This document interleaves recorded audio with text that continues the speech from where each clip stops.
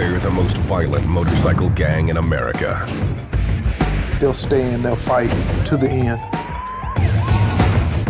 They are nomads, sowing terror and fear wherever they ride. We're the toughest giant in the valley, and you gotta back that up. They are the Pagans, and their motto is do unto others, then split. Absolutely, positively. Gangland.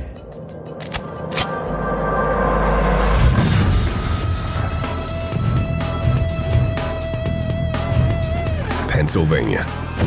From its steel mills to its sports teams. This is blue-collar country, where people have been molded by harsh city streets and a Puritan work ethic. Its largest city, Philadelphia, has always identified itself with tough working-class heroes, like favorite son, Rocky Balboa.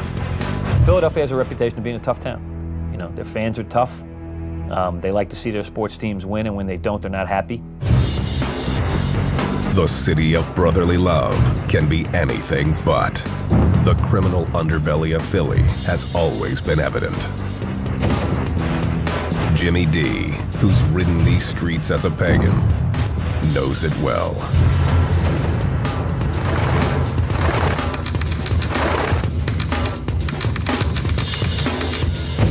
One for all for one.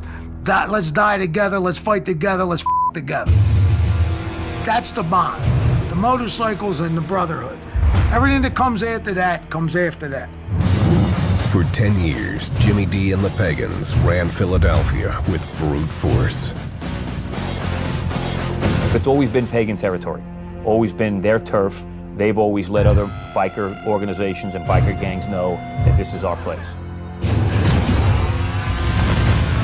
The Pagans are a one-percenter club that proudly proclaims its outlaw status.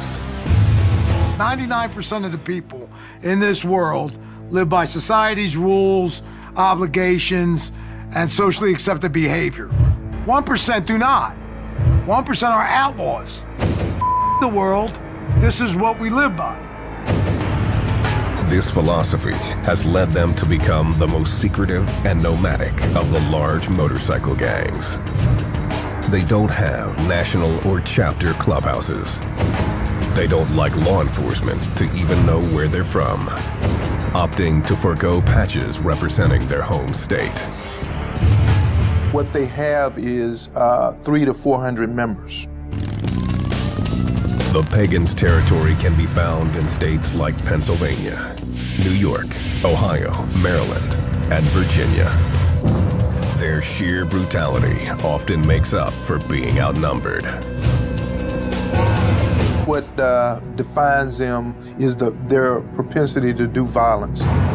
They're a very violent group. They're a nomadic group. They are to themselves quite introverted as a gang. A lot of antisocial behavior. The Pagans have been linked to assaults, theft, and extortion, as well as weapons and drug trafficking. From menial bullshit, nothing, to murder.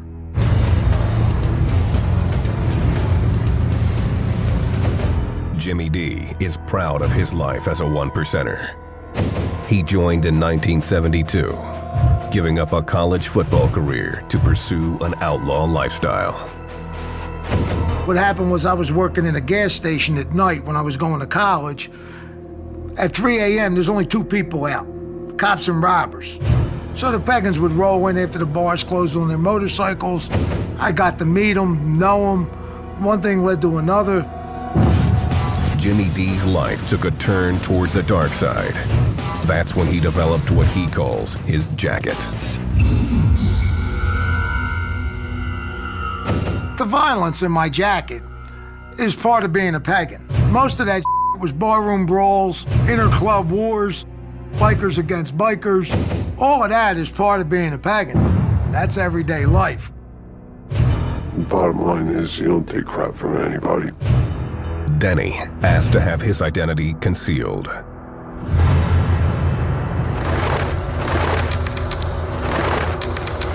He was taught to value brotherhood and violence above all else. Just all go down together. You know, you go in together, you walk out together. Simple as that. Denny got to know the Pagans in New York. You wanted to ride on Long Island and wear a patch, you were pagan. That was it. There's no ifs, ands, or buts. It wasn't long before he felt like part of the crew. I got to here and there, and they always had my back. I'd have their back, whatever, so it worked out good. Denny joined in the early 90s. His sponsor made sure he knew who his enemies were from the day Denny swore his oath. I went to his house and said, listen, we all want you to prospect. We want you to be a pagan. I want you to make sure that you know we're war with Hell's Angels. The Hells Angels are the Pagans' mortal enemy and the largest motorcycle gang in the world. Denny never forgot it, becoming a loyal and effective soldier in the war between the two gangs. You ever smell old blood? Pulling teeth out of your knuckles, pulling teeth out of your axe handles, pieces of brain. I mean, I've seen some up beatings, some nasty. The battle between the Pagans and the Hells Angels has been raging for decades, often with deadly consequences.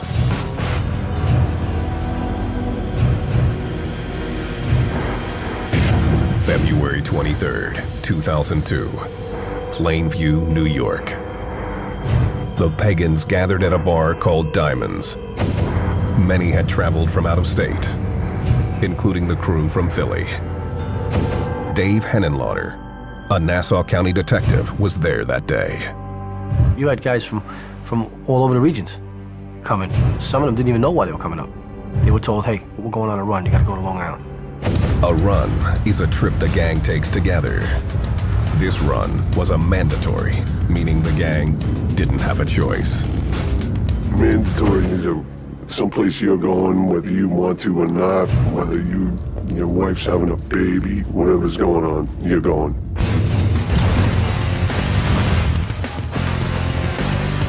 When the Pagans arrived, they were told to get ready to do battle with the Hells Angels. Their enemies were holding a tattoo and motorcycle convention called the Hellraisers Ball at a nearby convention center.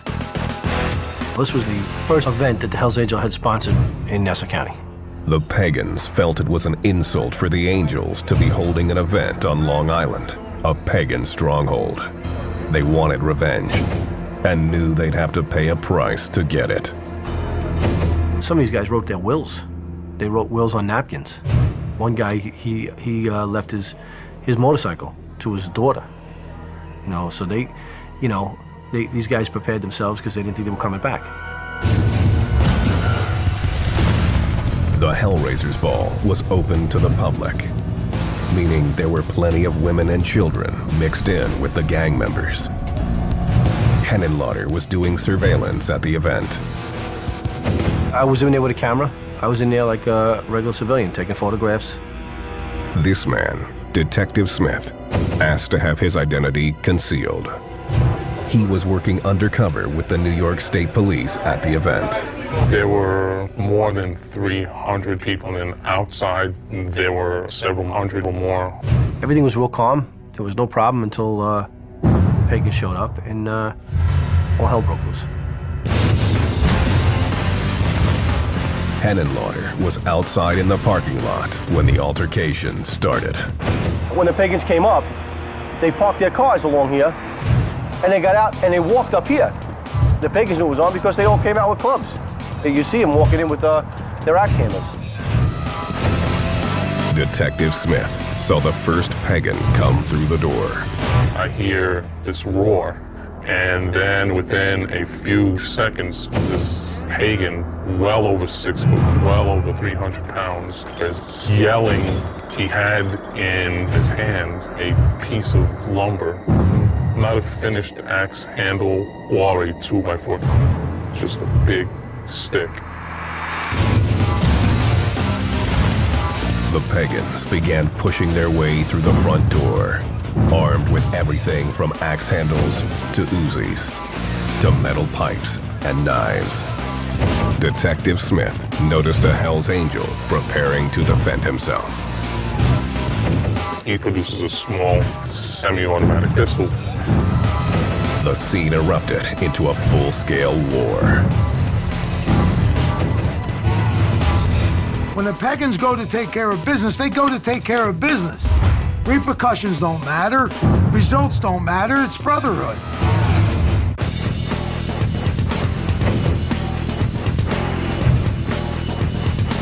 The Pagans pride themselves in being the most violent motorcycle gang in the U.S. These nomadic bikers spread their terror across the Northeast, intimidating anyone who stands in their way. In their culture, they feel whatever they do is correct because that's what's been instilled in them. If they kill someone, they're killing someone because they felt it was appropriate, because that person had done something against the organization, something against the club. As far as citizens go, you're above them. As far as guys in other clubs go, you're above them. The Pagans' secret code demands that members must be willing to die for each other. No questions asked. If you don't give a then you're the right man for the job. This combination of brute force and brotherhood has defined the Pagans from the gang's inception.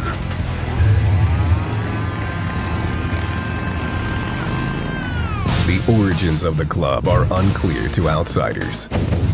Some say it started in 1959 in Maryland and claim it was geared to racing motorcycles. The focus didn't last. When we talk about outlaw motorcycle groups, we say gang. While they may have started in the 50s and the 60s as riding clubs, they did progress into traditional organized crime. For the Pagans, the change took place in the mid-1960s under the club's second president, Fred Dutch Burhans. Members credit him with making the Pagans what they are today. The president when I started was a guy named Dutch Burroughs. His policy was kill them all. Dutch expanded the club, founding a half-dozen chapters in Virginia and Maryland. The early members wore swastikas to scare people, but claim racism was never a part of the pagan code. At one point I wore a swastika. It's the power of fear. It's part of getting the public's attention. Don't get me wrong, there's racists in the pagans, there's racists everywhere. During the early 1970s, Jimmy D and his brothers loved nothing more than riding, partying, and sleeping with as many women as possible. If there wasn't group sex, I never would have joined the pagans. It was one big orgy. Everybody get naked and jump in a pile. The Pagans, led by Dutch, expanded north into Pennsylvania and forged an alliance with another outlaw biker gang known for violence, the Sons of Satan. The club's leader was John Vernon Marin, aka Satan. Then, in 1975, Dutch was shot and killed in a domestic dispute in Virginia. Satan folded his gang into the Pagans, and Philadelphia became their headquarters as they slowly took over the city. There was a club called the Dragons. There was a club called the Warlocks, the Breed, the Wheels of Soul, the Thunder Guards. These were all clubs in Philadelphia. The pagans shut them all down. The Pagans' violent nature took root, and they became known for their quick tempers. You'd be in a bar and one of your boys will get into some shit and you don't know what it's about. You're that and you take care of it. To finance their way of life, the gang got into the drug trade, focusing on methamphetamine. The pagans control the meth in Philly, always have, always will. Jimmy D knew meth was the key to the gang's continued growth, as evidenced by this surveillance photo, taken of him dealing just 2 weeks after his initiation. Meth is the key drug of most motorcycle gangs, most bikers. It keeps you up, makes you party longer, makes you ride longer. The gang revered those running the drug trade, but the true power lay with the man behind the scenes.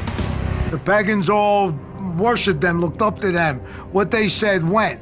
But the guy behind them was the cooker. The guy who made the meth called all the shots. The pagans' cooker was an outsider who they called a citizen. Before me, the club dealt with citizens, non-club members. They were the ones making the meth, actually mob guys. I learned off of a guy named Rock and Roll. He was a meth cooker. He was hooked up with the mob. He was at the time the best. Jimmy D knew it was time to make his move. I saw where I wanted to go. I just started climbing. I went up to be from a nickel and dime dealer to an ounce dealer to a half a pound dealer to a pound dealer to a cooker. In 1979, Jimmy D became the Pagans' Philly cooker. We made Pagan purple. All the meth I cooked was purple. The purple is meth at its purest. To optimize profit, the Pagans' board of directors, known as the Mother Club, cut the drug before selling it on the streets. I cooked the meth, Mother Club got the pure meth. Then Mother Club would cut the drugs as they felt and distribute it through their presidents, which went through the rest of the chapters and on down the line. It went from purple to dark pink to light pink to pure white, because cut is white. And every time you cut it, it got lighter and lighter and lighter. The Pagans' secretive ways meant that only Jimmy D, the cooker, knew just how pure the drug was and what it was cut with. Mannitol, it's a baby laxative. And the best part is, people used to do a line, snort a line of meth and have to go to the bathroom. And when they went to the bathroom, they would come out and go, man, that's good stuff, I had to go to the bathroom. Little did they know it was because they were doing baby laxative. The Pagans cornered the meth trade in Philly. It fueled the gang's growth up and down the East Coast. Due to the gang's oath of secrecy, it's difficult to put exact numbers on the Pagans' size. At the height of their power, the Pagans had 900 members and 44 chapters spread from Pennsylvania to South Carolina, making it the nation's 4th largest motorcycle club. With the size came inevitable conflict with other big outlaw clubs, especially their arch rival, the Hells Angels. The Hells Angels are, the Mercedes of the outlaw biker world. The Hells Angels is probably the top outlaw motorcycle gang in the United States. It's one of the largest, if not the largest, and the Pagans being one of the strongest. But in terms of structure and the criminality that they do, they're pretty much equal there. The Hells Angels were used to getting their way, but found the Pagans could care less. No matter how outnumbered the gang was, they would always throw down. If there's Hells Angels and Pagans, they're gonna fight. If it's just Pagans and Pagans, sooner or later, one of these two guys is gonna wind up getting into a fight with each other. So we just like to fight. The Pagans didn't stop at taking on other motorcycle gangs. In 1981, the biggest gang in America, the Italian Mafia, demanded a piece of the Pagans' drug trade. Nicky Scarfo was the boss of the Philadelphia mob. At some point, he decided that we were going to pay a street tax to the mob to be allowed to deal drugs in Philadelphia. He lost his mind when he thought that he could shake down the Pagan Motorcycle Club for street tax. The mob was tired of the Pagans' refusals and tried to pressure the gang by kidnapping a drug supplier. Jimmy D responded swiftly. I then got my crew together from my chapter, went down and started kidnapping their people. On February 26, 1981, Jimmy D kidnapped two made men. In a show of power, he forced them to drive through downtown Philly. We get to Broad and Walnut. The driver, I got a 45 to the back of his head, looks across the street, and there's 4 or 5 cops having coffee. He says to me, if you're gonna shoot me, you're gonna shoot me now. He pulls up on the sidewalk with the cops, thinking they were gonna protect him. Got out of the car and started running. Jimmy D was not impressed and showed no mercy. I got out of the car and shot him in front of the cops. The mobster lived to tell the tale, and Jimmy D was arrested. But his stint in jail would be short-lived. Philadelphia was very corrupt. We had a lot of people on the payroll. I wind out getting out of jail on $750 bail.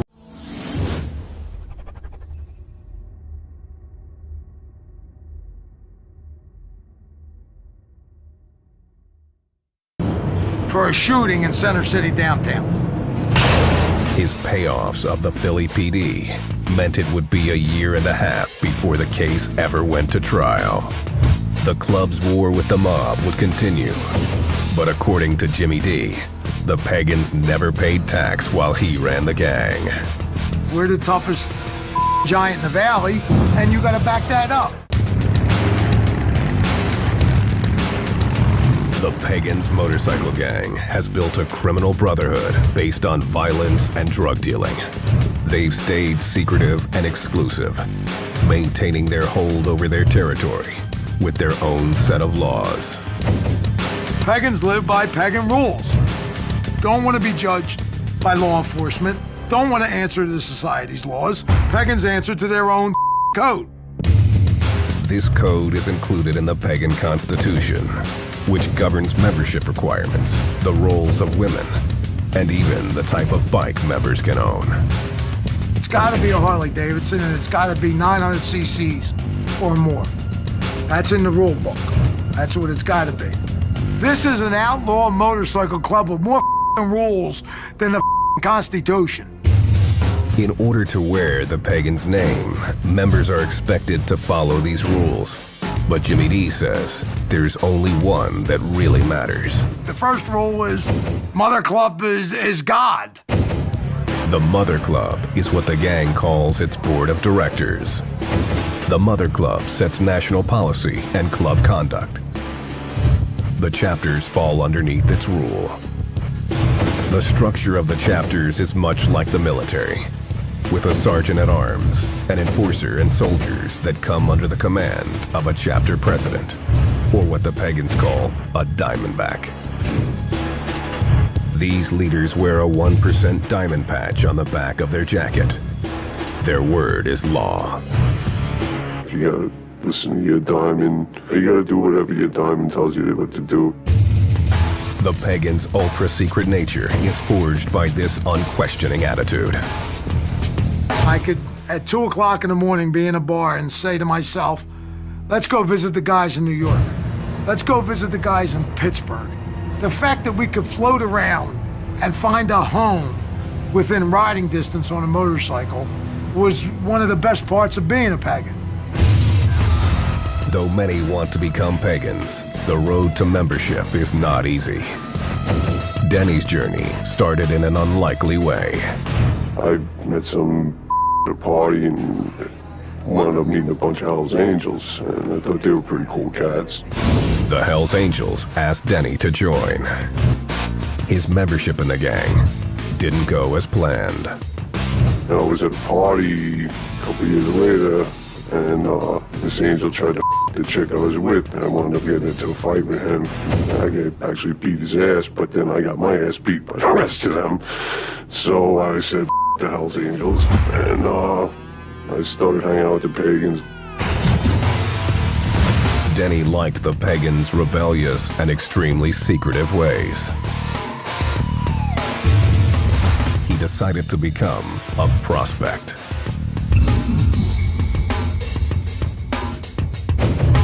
It's a role that gave him many responsibilities with few rights. Any pagan can tell you what to do, but you got boundaries. They won't take the bike, won't with your old lady, he won't with your house.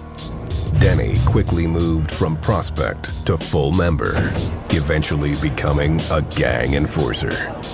Some guy messed with somebody's old lady or whatever, and they called me and said, listen, can you handle this for me? And I got no problem with that. He often didn't know the details. All he needed was a name. I walked into this bar, I saw the guy, walked over and picked up a pool ball, and I bashed his skull in, and threw him out the back door. I got on my bike and I left. When recruiting, the Pagans look hard for toughness, loyalty, and a do-or-die attitude that means everything to them. Back then I could handle my liquor. I take care of business, I don't around, I won't take from anybody. I'm not an asshole, you know? The Pagans' code means they also prize men who can keep their mouths shut. The gang has developed its own language to help members avoid the law. Argo means Argo yourself, and none you means none of your business. What those words are used for is, for an example, we get grabbed by the cops. They bring us in. The cops start questioning guys. We just yell Argo Nunya to each other, which means we don't talk. The answer to every question is Argo Nunya. Argo yourself, none of your business. It's a code between each other. The Pagans react when a brother is facing the system, often using their numbers to protect their own. What you'll see inside the courtroom is 10 or 15 guys from the organization staring down the jury, staring down the witnesses, trying to intimidate the judge, trying to intimidate the prosecutor to make this case disappear. The Pagan way also extends to the women who hang out with the gang. They aren't allowed to be members and are considered property of their men. Women have a property patch, if they're lucky enough to have a property patch. The property patch says property of Jimmy D. I mean, that's my property. It's like my motorcycle or my car. It's my property. I own that. I do with it what I want. You buy a car and want to paint it, you paint it. I got a property and I want to turn her out to the bros to we her. The club or its members come first. Business usually comes second. The bike usually comes third. The dog comes fourth, and the woman comes last. In spite of how they're treated, there is no shortage of women who are willing to be Pagan property.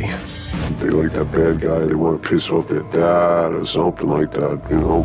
Who knows what makes chicks do things, period. And makes them want to bang a dirty biker is beyond me. It's unbelievable. It's like a magnet. The club, the lifestyle, the spotlight, the power tracks them like a magnet. There's more women dying to become a part of it than there are men. The women often become part of the Pagans' drug trade. The gang will sometimes use them to carry drugs or weapons. Some clubs use women for surveillance. They'll use it for, they use the women for intel. They'll use the women, put them in specific places for jobs.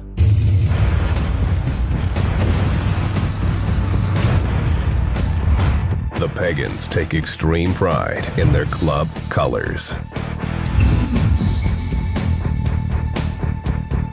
That jacket means more to them than their family does. You get on your bike when you got your colors on you with 30 or 40 guys. Everybody's riding two abreast, and cars are getting out of your way, and there's nothing stopping you. It's like having an extension of your, you know. Their logo is on the center patch of their jackets. The Hells Angels have that death's head that is a made-up character. The Outlaws have Charlie, who is crossed pistons and a skull. It's made-up cartoon figures. The Warlocks have Harpy, who's got a and it's half a man, half a guy. They don't know what it is. The Pagan center patch is Zutar. It's a fire god sitting on the sun with flames around it. Sutar, he kicked the out of all the other gods. He runs hell. He's the man, Sutar. He squatted down real low like that to make all the other gods think he was a little guy. And he jumped up with that big fire stick, which is kind of like an axe handle, bashed all their brains in, and now he rules hell. The Norse myth of Sutar also inspired the gang's favorite weapon, the axe handle. Axe handle was definitely the weapon of choice. Sledgehammer handle works good too. The only thing they don't do is shoot bullets. Pagans are willing to bash heads with no provocation. But the quickest way to earn a beating is by showing contempt for pagan colors. Your colors are the most important thing on the planet to you. No matter what, they have to be protected.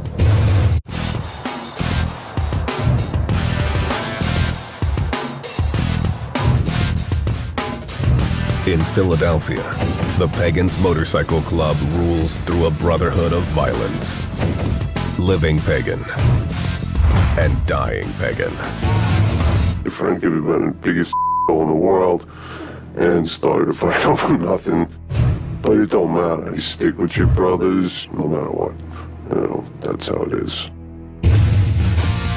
The Pagans intentionally have stayed exclusive. They believe it gives them an advantage over larger clubs. When I was a pagan, I knew every pagan. So if you get a phone call that that pagan has a problem 1,000 miles away, it's easy to go to his aid. The Hells Angels get a phone call from a Hells Angel in California, and I'm from New York, and his name is Dog.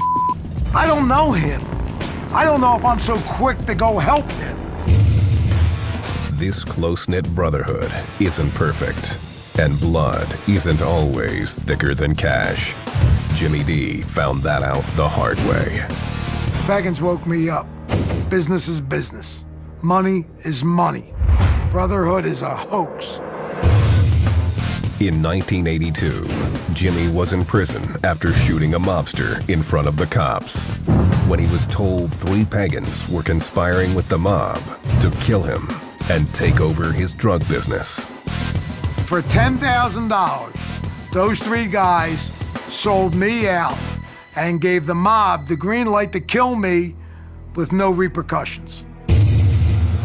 I was a team member. I was the most pagan in the world. It was all that mattered to me. To find out that my bros, my people, gave me the up to be killed by them suckers was more than I could deal with. Jimmy D made a decision. He turned on the men who had already turned on him, providing federal authorities with damaging details about the gang. I rolled over on every pagan.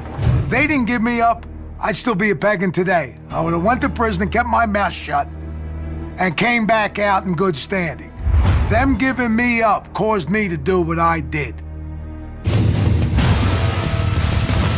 The feds used Jimmy D's information to begin building powerful cases against the pagans. The pagans had 2 major RICO cases that devastated the leadership of the organization, that specifically targeted the Mother Club members of the organization. By the 1990s, the gang was falling apart. In 1998, Denny became one of the casualties. All of a sudden one day at 6 o'clock in the morning, you got about 100 feds and ATF guys banging on your door with all putting laser sights on your face. No one's going for the leg shot. Everyone wants that head shot. So kind of throws a turd in the punch bowl. Denny's pagan brothers had turned state's evidence. He was sentenced to more than 10 years in prison for conspiracy. You know, he's supposed to be all these big badass brothers and all this. By the time we got to the courthouse, all your bros, they went for themselves. Everyone saved themselves. While the pagans were crumbling, their biggest rival, the Hells Angels, were moving in on their turf. By 2000, the Angels had established footholds in New Jersey and New York. When they tried to move into Philly, the pagans knew they had to make a stand. It laid the groundwork for one of the biggest gangland battles in history.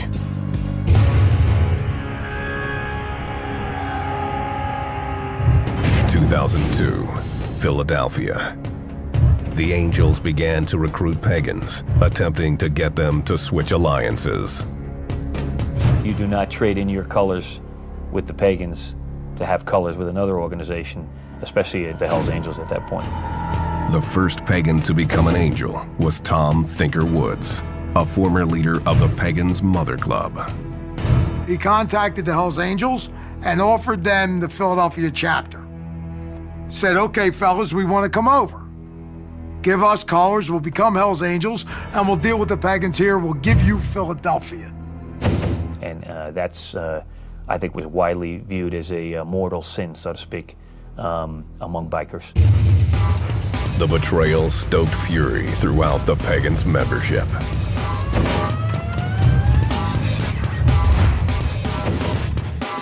In February 2002, the Hells Angels sponsored the Hellraisers Ball on Long Island. The Pagans believed that the traders from Philly would be there. The decision was made to teach them and the Angels a lesson. There's this call for pagans from various places, including about 3 dozen from Philadelphia, to go up at that Hellraisers Ball and basically take them on.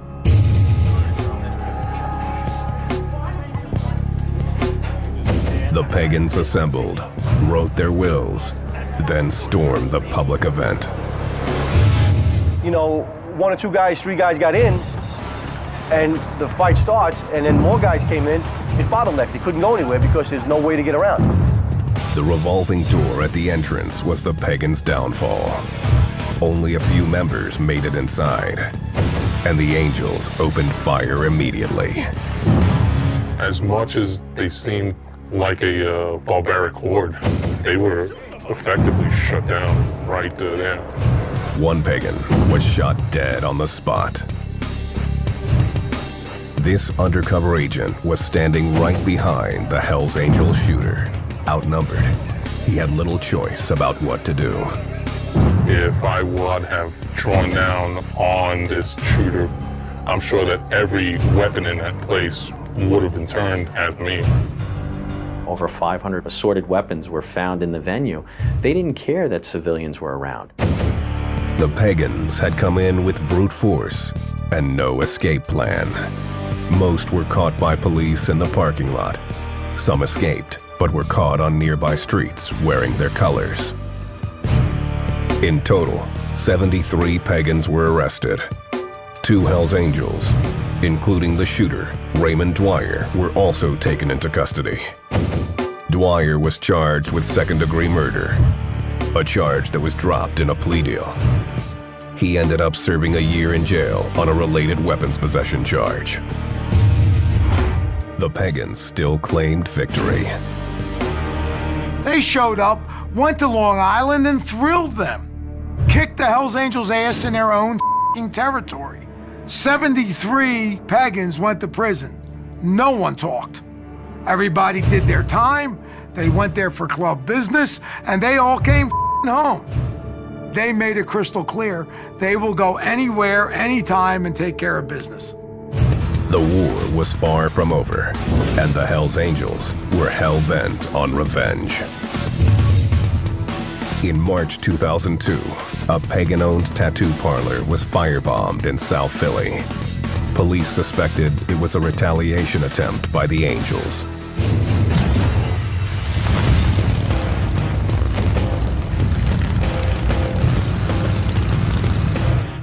The Hells Angels continued to make their presence known in Philly.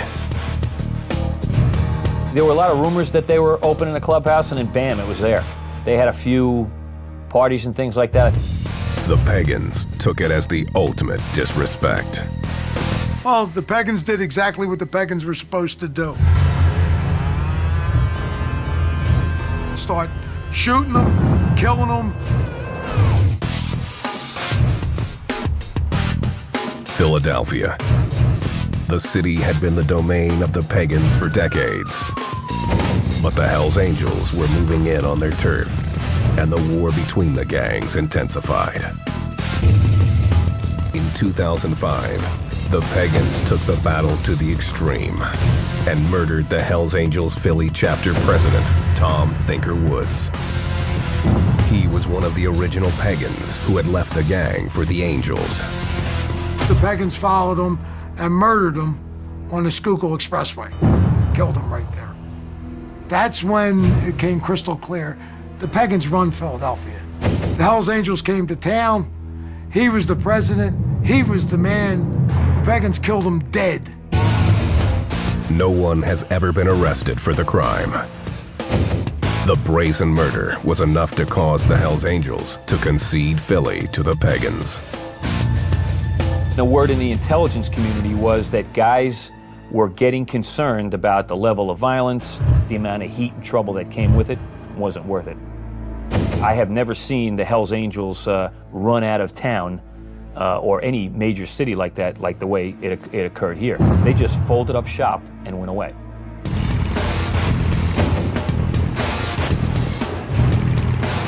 The pagans have remained unchanged for most of their existence. Violence continues to be their trademark. Just seeing some horrible beatings. You see somebody get hit in the head multiple times with axe handles, and they just never gonna look the same. Unlike the Angels, the pagans never went for size. Their secret nature keeps them underneath the radar of law enforcement. Today, the pagans are rebuilding, trying to recruit new members to replace those lost in the battle with the Angels. The pagans have, over the last 10 years, been in trouble. Other organizations are banging on the door of the pagans to be as dominant. The Mongols, the Warlocks.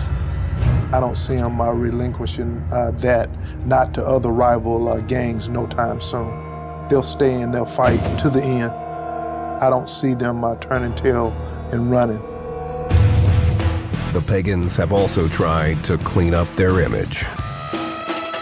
Jimmy D says it's a cynical ploy. Now, they want to do good. They want to go ride in the front of the pack and go do Toys for Tots at Children's Hospital. What a bunch of bull. We're 1%ers. We're outside the law. We're not do-gooders. A great deal of my friends are either in prison for life or dead, building the name of the pagans being bad guys. If the pagans stay secretive, Jimmy D sees plenty of opportunity to build up business and recruit new members, especially while authorities are occupied with more pressing concerns. The government is spending so much money on Homeland Security. After 9/11, they've given the motorcycle groups a green light. Now's the time to do it. All the money's donated to 9/11 and Homeland Security, and the fellas are running wild. If this took place during my era, I'd be a multi-gazillionaire. Jimmy D was put on the gang's hit list and says he's done with the pagans.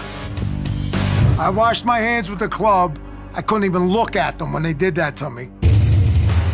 Denny also felt betrayed by the club. I got home from jail and stayed away from the law. It says that I'm not allowed to have contact with anybody for the rest of whatever, so I'll stick with that. So it's by my own choice, I just walked away. He says the way it ended still bothers him.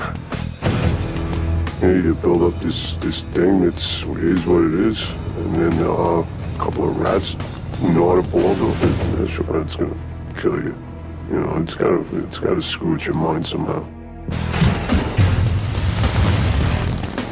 Those who remain pagans will always live by their own code, no matter what.